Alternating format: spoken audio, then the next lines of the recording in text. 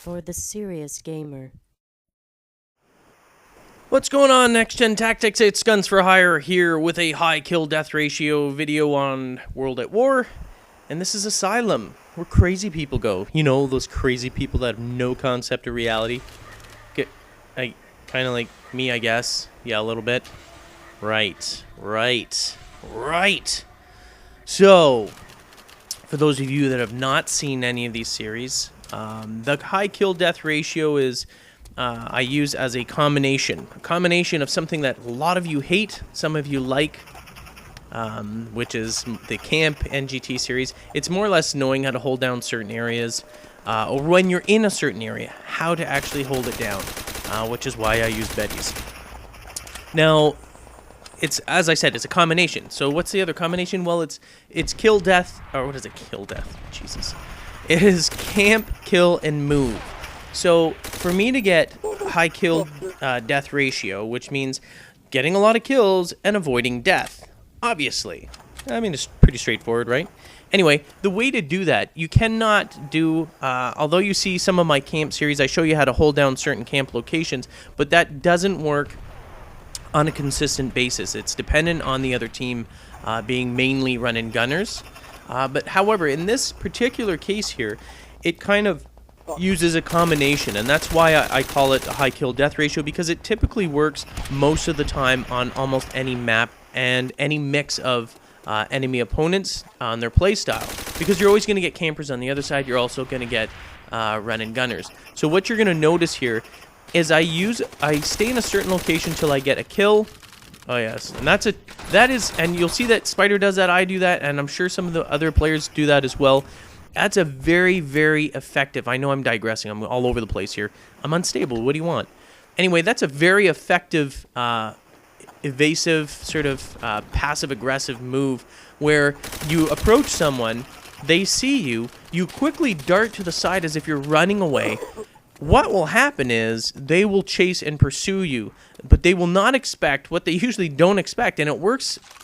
You know, I can't give you a percentage. I was like 97.3% of the time. I don't have the stats. It works most of the time.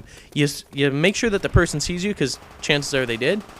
Dart around the corner, immediately dart back and come out blazing. Because what happens is they see you, and all of a sudden, even if they get a couple of shots off or whatever, they're gonna stop shooting and they're gonna go into sprint mode, because they think, oh crap, I got this guy, he's running away. And as soon as they go into sprint mode, there's usually a slight delay from coming out of a sprint and to engage your weapon. So what happens is you slip around the corner, you come back, not in a sprint, but you come out guns a-blazing. So the second you're around that corner, you should be engaging in that fire. And what's going to happen is you're going to have to jump on them, and you're usually going to drop the individual. So that's a very, very effective technique, no matter what game you're playing. Particularly, I use it, we use it a lot on search, right? Every death counts. You don't respawn, so you have to use these techniques all the time in order to gain the advantage. Anyway, you'll notice I hold down, back to this, high kill death ratio. It's can't kill move. So what it means is I stay in a certain position. Obviously I'm using Betty's, I'm using Claymores in Modern Warfare and in Modern Warfare 2, because that's what you have there. And when you're camping, it's very, very important, or if you're in a certain location, because you can't watch every single corridor. So having Betty's, having Claymores is going to help you sort of protect that rear. Once you get a kill in an area, that's when you move. So you camp, you get the kill, and you move on. Now, the reason why you want to do that is because if you camp in any location way too long, they're going to find a way to kill you. Number one, they're going to get annoyed as hell, and chances are you're going to kill more than one opposing teammate, enemy players, which means more than one is going to be PO'd and trying to figure a way to come in through and sort of counter the way you killed them. And there's only so many ways you're going to be able to get the edge on the enemy. So that's why I say camp, get the kill, and move. Move to a different location. Even if it's slightly, you don't have to move across the map, but say you're holding down a section of the map, go on the fringe of the map and sort of watch entry points to where those people would normally enter that section, because they're going to be thinking that you're still bunkered down, or hunkered down, bunkered down, you know what I mean. You're still sort of camping in that one location. So if you remove yourself slightly, but still on one of the access points, I promise you, you're going to see them go running by, and you're going to get another easy kill. And that's what I'm talking about, camp, kill, move.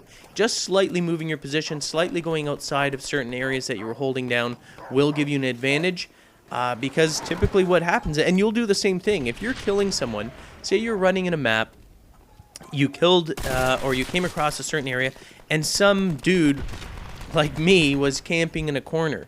If you came across someone and they were camping in a corner, right, and you didn't see them move after you, just saw them kill, and the kill cam, they stayed there, you go back, you're going to go back, and you're going to assume that that person is either in the same corner or in the general vicinity of where you were killed before. And that's what you're relying on. And that's a normal thought process for most players in this game, even for myself or anyone. So, oh, look at that fail. Stupid. Anyway, so using that mentality to your advantage, you get the kill in the area. Don't move until like a little bit after, because you want them to see the kill cam and make it look like you're actually still in the area, right? So don't make it look like you're sprinting out. Move around. You don't have to be a mannequin, for Pete's sake. But then remove yourself just on the fringe of that area, and I guarantee you're going to be able to kill that same person that's trying to access it. Because you know what? If you stay in the one area, you're going to get friggin' spawned or a frag grenade, and they're just gonna friggin' juice and throw them in there, switch to anything, or you know, they're gonna switch to a sniper rifle and slowly scan the horizon until they've got your head in their sights, and they're gonna pop it like a balloon. So definitely a high kill death ratio, and this game's almost done anyway. I think it's very done. Anyway, that's it. High kill death ratio. I'm GUNNS4HIRE from NextGenTactics. Thanks for watching.